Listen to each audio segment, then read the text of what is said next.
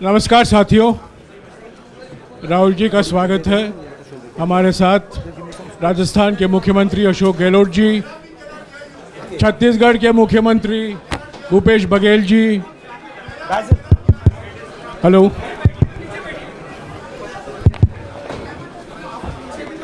Doctor अभिषेक सिंघवी और हमारे संगठन के महामंत्री केसी वेणुगोपाल जी मौजूद हैं। मैं राहुल जी से गुजारिश करूंगा, वो पहले आपको संबोधित करेंगे, बाद में आपका सवाल जवाब लेंगे। राहुल जी। नमस्कार। मैंने आप सब से काफ़ी बार बोला है कि हिंदुस्तान में लोकतंत्र पर आक्रमण हो रहा है और इसका हमको हर रोज़ नए नए उदाहरण मिल रहे हैं। सवाल मैंने एक ही पूछा था,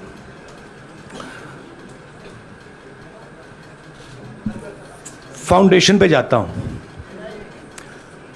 अदानी जी की शेल कंपनीज हैं,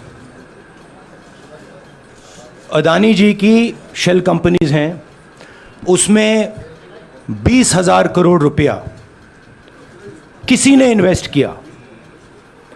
अदानी जी का पैसा नहीं है, अदानी जी का इंफ्रास्ट्रक्चर बिजनेस है, पैसा किसी और का है। सवाल यह है, ये जो 20,000 करोड़ रुपए हैं, ये किसके हैं? ये सवाल मैंने पूछा। मैंने पार्लियामेंट हाउस में प्रूफ देके, जो मीडिया रिपोर्ट से मैंने निकाला, अदानी जी और नरेंद्र मोदी जी के रिश्ते के बारे में डिटेल में बोला। रिश्ता नया नहीं है, रिश्ता पुराना है। जब नरेंद्र मोदी जी गुजरात के सीएम बने थे, तब से रिश्ता है और उसके बहुत सारे पब्लिक प्रूफ्स हैं। हवाई जहाज में मैंने फोटो दिखाई, नरेंद्र मोदी जी बड़े कंफर्ट में बैठे हुए थे अपने दोस्त, अपने मित्र के साथ। पार्लियामेंट में मैंने दिखाई। यह सवाल मैंने पूछा। फिर मेरी स्पीच को एक्सपंज किया गया। मैंने स्पीकर को डिटेल चिट्ठी लिखी, पॉइंट बाय पॉइंट, कि मैंने कहा कि एयरपोर्ट्स अदानी जी को रूल बदल के दिए गए हैं। ये लीजिए रूल की कॉपी जिसको बदला गया है। चिट्ठी लिखी, कोई फर्क नहीं पड़ा। फिर मेरे बारे में मंत्रियों ने पार्लियामेंट में झूठ बोला कि मैंने विदेशी ताकतों से मदद मांगी। मैंने ऐसी कोई बात नहीं की है। मैंने कहा स्पीकर से, मैंने जाके कहा, स्पीकर सर, पार्लियामेंट का नियम है कि अगर किसी मेंबर पर कोई एक्यूजेशन लगाता है तो उस मेंबर को जवाब देने का हक होता है। मैंने एक चिट्ठी लिखी, उस चिट्ठी का जवाब नहीं आया। दूसरी चिट्ठी लिखी, उस चिट्ठी का जवाब नहीं आया। फिर मैं स्पीकर के चेंबर में गया। मैंने स्पीकर सर से कहा, स्पीकर सर, ये कानून है, ये रूल है, इन्होंने झूठा आरोप लगाया है, मुझे आप बोलने क्यों नहीं दे रहे हैं?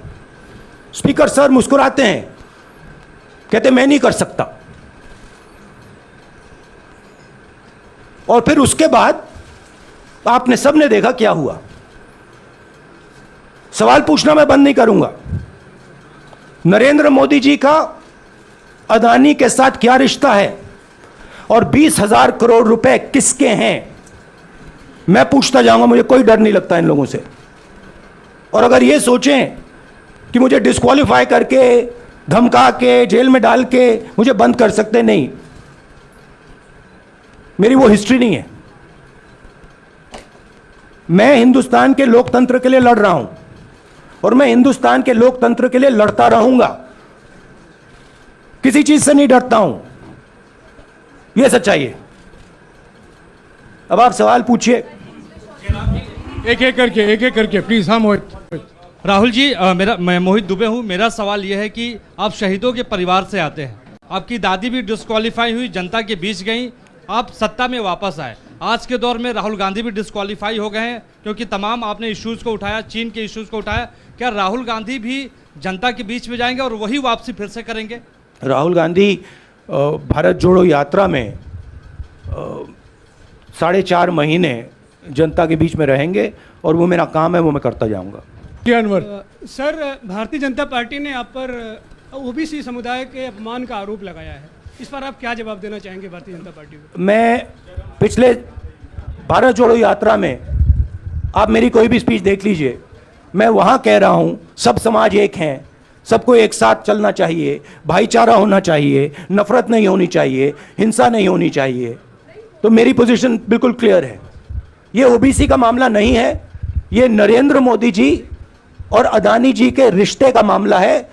20,000 करोड़ रुपए जो अदानी जी को पता नहीं कहां से मिले, उसके बारे में मैं सवाल पूछ रहा हूं और उसका जवाब चाहिए। बीजेपी ध्यान को भड़काने की कोशिश करती है, कभी ओबीसी की बात करेगी, कभी विदेश की बात करेगी, कभी कुछ और बात करेगी, कभी डिस्क्वालिफिकेशन की बात करेगी, मगर सवाल यही है 20,000 करोड़ रुपए, $3 बिलियन किसका था? रद्द हुई तो उसके बाद बहुत सारे ऐसे विपक्षी दल जो अभी तक कांग्रेस से दूरी बना के चलते थे वो भी आपके समर्थन में आए। तो आपको क्या लगता है अब वो समय आ गया है जब सारे विपक्ष को एकजुट हो जाना चाहिए? मैं उन सब विपक्षी दलों का धन्यवाद करता हूं कि उन्होंने इस बात में हमारी सपोर्ट की और हम सब मिलके काम करेंगे। रंजीता जी, अभी कुछ ही दिन पहले लक्षद्वीप के सांसद मोहम्मद फैजल की सदस्यता गई थी और बाद में हाईकोर्ट ने स्टे कर दिया था। अभी उनकी मेंबरशिप रीइंस्टेट नहीं हुई है। देखिए, सुन लीजिए। हाँ। राहुल जी सुन लीजिए, अभी उनकी सदस्यता रीइंस्टेट नहीं है, लेकिन चुनाव आयोग ने चुनाव की घोषणा करने के बाद उसे रोक दिया था। अगर ऊपरी अदालत से आपको स्टे मिलता है तो आपको उम्मीद है कि लोकसभा स्पीकर भी आपकी सदस्यता को बहाल कर देंगे? मुझे उम्मीद में कोई इंटरेस्ट नहीं है, चाहे मुझे सदस्यता मिले ना मिले, मैं अपना काम करूंगा। अगर ये मुझे परमानेंटली डिस्क्वालीफाई कर दें तो भी मैं अपना काम करूंगा, अगर मुझे रीइंस्टेट कर दें तो भी मैं अपना काम करूंगा। मुझे कोई फर्क नहीं पड़ता मैं पार्लियामेंट के अंदर हूं या बाहर हूं, कहां हूं। मैंने आपसे कहा मुझे अपनी तपस्या करनी है, मैं उसको करके दिखाऊं। जो भी बिजनेस चल रहा है वो बिजनेस रोका जाएगा क्या? देखिए, सिंपल सी बात है, आप डिस्ट्रैक्ट करने की कोशिश मत कीजिए। 20,000 करोड़ रुपए अदानी जी की शेल कंपनीज में कहां से आए? आप इंक्वायरी कीजिए। अगर बात निकली कि हमारे चीफ मिनिस्टर का पैसा है तो इनको जेल में डाल दीजिए। अगर बात निकली तो किसी और का पैसा है तो उसको जेल में डालिए। हाँ सिद्धार्थ, 1 मिनट। मैडम आप लोकतंत्र को समझिए। ये जो पैनिक रिएक्शन इन्होंने किया है नरेंद्र मोदी जी ने, इससे सबसे ज्यादा फायदा मिलेगा विपक्ष को। ये इन्होंने हमें हथियार पकड़ा दिया है, ये आप बात समझिए। ये मोदी जी पैनिक में आ गए कि बात निकल जाएगी, ये 20,000 करोड़ रुपए किसके हैं, डर गए, घबरा गए, इन्होंने पूरा सीक्वेंस शुरू कर दिया। ये विपक्ष को सबसे बड़ा इन्होंने हथियार दिया है राहुल जी, क्योंकि जनता के माइंड में अब एक सवाल आ गया है कि जनता जानती है कि अदानी जी भ्रष्ट व्यक्ति है। अब जनता के माइंड में यह सवाल उठा है कि इस भ्रष्ट व्यक्ति को हिंदुस्तान का प्रधानमंत्री क्यों बचा रहा है। यह मतलब अब सब कुछ बीजेपी के लोग, नरेंद्र मोदी जी सब कुछ इस व्यक्ति को बचाने के लिए क्यों कर रहे हैं। दूसरा सवाल, बीजेपी के लोगों ने कहा कि अदानी पर आक्रमण देश पर आक्रमण है। मतलब इनकी माइंड में देश अदानी है और अदानी देश है। बात समझिए। राहुल जी, जो जजमेंट आया उसको लेकर बीजेपी ने उसको किया है कि आपने ओबीसी का अपमान किया। पूरे देश में प्रेस कॉन्फ्रेंस करने की तैयारी कर रहे हैं कि आपने ओबीसी का अपमान किया था।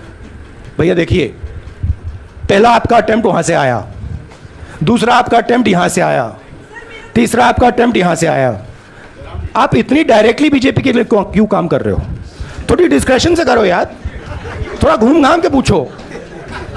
क्या आपको ऑर्डर दिया है क्या? देखो मुस्कुरा रहे हैं। घूम घाम, मैं आपको उदाहरण देता हूं, आप थोड़ा घूम घाम के निकाल नुकुल के बोलो। देखो ऐसे बोलो पहले, राहुल जी, हाँ, तो please if you want to work for the BJP, then bring a BJP flag symbol here and put it on your chest. Then I'll answer you the same way I answer them. Don't pretend to be a press man. Vikrant, Rahul ji, हवा निकल गई। Rahul ji, BJP के लोग बार बार ये बात कहते हैं कि आपने जब विदेश में जाके भाषण दिया तो उन्होंने कहा माफ़ी मांग लेते।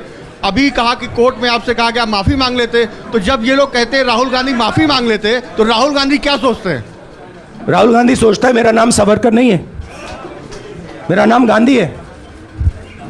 गांधी किसी से माफ़ी नहीं मांगता। और मैंने कहा, पार्लियामेंट हाउस में कहा कि भैया मुझे बोलने दीजिए ना, एक बार तो बोलने दीजिए। 2 बार चिट्ठी लिखी, तीसरी बार मैं पर्सनली स्पीकर से जाके कहता हूं, स्पीकर सर प्लीज, आप डेमोक्रेसी के लोकतंत्र के आप प्रोटेक्टर हैं, मुझे बोलने दीजिए। मुस्कुरा के कहते हैं भैया मैं तो नहीं कर सकता। आप नहीं कर सकते तो कौन कर सकता है? शायद मुझे जाके मोदी जी से पूछना पड़े, वो तो करने नहीं देंगे। तो मेरा जो पॉइंट है, इस देश में लोकतंत्र खत्म हो गया है। इस देश के लोग जो इनके दिल में है, हमारे दिल में है, बोल नहीं सकते हैं। इस देश के इंस्टीट्यूशन पर आक्रमण हो रहा है। और उस आक्रमण का मैकेनिज्म क्या है? उस आक्रमण का मैकेनिज्म नरेंद्र मोदी जी और अदानी जी का रिश्ता है, वो फाउंडेशन है। मैं नरेंद्र मोदी जी पर सवाल नहीं पूछ रहा हूं, मैं अदानी जी पर सवाल पूछ रहा हूं। बीजेपी अदानी जी को क्यों प्रोटेक्ट कर रही है? आप नरेंद्र मोदी जी को प्रोटेक्ट कीजिए। मैं अदानी जी पे पूछ रहा हूं, आप अदानी जी को क्यों प्रोटेक्ट कर रहे हो? आप इसलिए अदानी जी को प्रोटेक्ट कर रहे हो क्योंकि आप ही अदानी हो।